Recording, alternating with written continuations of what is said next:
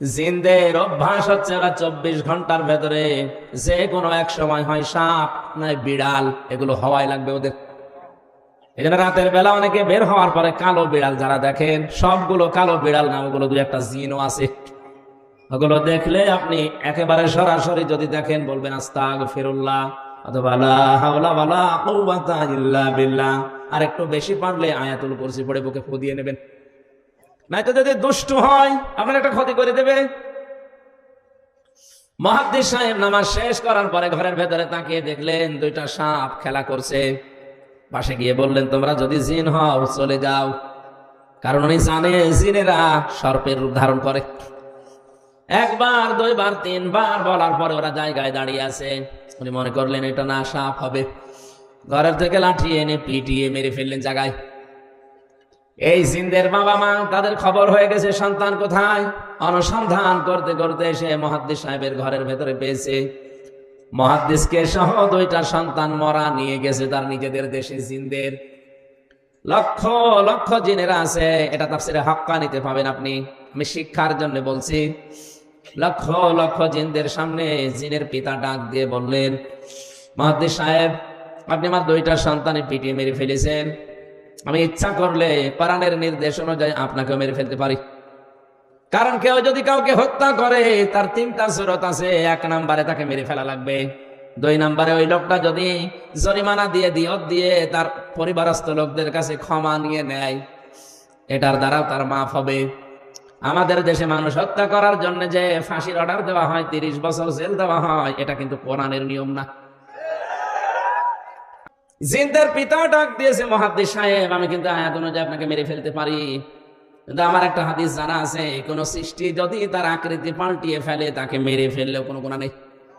আমার সন্তান দুইটা তাদের নিজেদের আসল আকৃতি পাল্টিয়ে সর্পের আকার ধারণ করেছে। আপনি যেটা বললেন যে তিনবার তাদের বলার পরেও তারা শোনে নাই, এই জন্য আপনি না বুঝতে পেরে মেরে ফেলেছেন। আমি আপনার কোনো দোষ দিতে চাই না, তবে একটা কথা, যে কোরআন শুনতে গিয়ে জীবন গেছে, স্থান ত্যাগ করে নাই। আপনার এই মধুর কণ্ঠ দিয়ে আমাদেরকে ওই কোরআন থেকে একটা কিছু শুনিয়ে বিদায় করেন।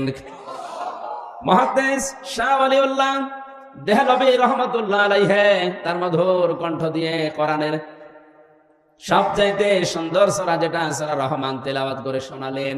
আর রহমানু আল্লামাল কোরআন খলাকাল ইনসানা আল্লামাহুল বায়ান। হাজার হাজার জিনের অজ্ঞান হয়ে গেছে, হুশ যাদের ছিল তারা সঙ্গে সঙ্গে বলে উঠেছে, উলুহিয়া ইলাইয়া আন্নাহু ইসতামাআ নাফারুম মিনাল জিন্নি ফাকালু ইন্না সামি'না কুরআনান আজাবা। তারা বলেছে অবশ্যই যে ওহী শুনলাম এটা আশ্চর্য কোরআন। শব্দের দিকে খেয়াল করেন, ইয়াহদি ইলার রুশদি ফাআমান্না বি। এই এদিকে তাকান, ইয়াহদি ইলার রুশদি ফাআমান্না বি। যে কয় মিনিটে আমরা কোরআন শুনেছি, এই কোরআন আমাদেরকে হেদায়েতের পথ বলে দিয়েছে। আপনি মনে হয় বুঝতে পারেননি, জিনেরা কোরআন শুনেছিল কয়দিন? মাত্র কয়েক মিনিট। কয়েক মিনিট লাগে সূরা রহমান পড়তে।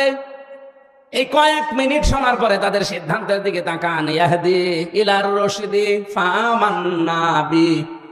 এই কোরআন আমাদেরকে হেদায়েতের পথ বলে দিয়েছে, আমরা ঈমান আনলাম। ওয়ালান নুশরিকা বিরাব্বিনা আহাদা। জীবন চলে গেলেও কোনোদিন আল্লাহর সাথে আমরা শরীক করব না। এখানে আলেম নেই, এই যে আলেম বসে আছে, দুইটা জিজ্ঞাসা করেন মোজারের আগে লান আসলে অর্থ হয় কখনোই না। আমার শিক্ষা দেওয়ার বিষয়, জিনেরা মাত্র কয়েক মিনিট কোরআন শুনে যদি এত বড় বড় সিদ্ধান্ত নিতে পারে যে আমরা সব পথ ভুলে গেছি, আমরা হেদায়েতের পথ পেয়ে গেছি, আমরা ঈমান এনেছি, কোনোদিন জীবন চলে গেলেও আল্লাহর সাথে শরীক করব না।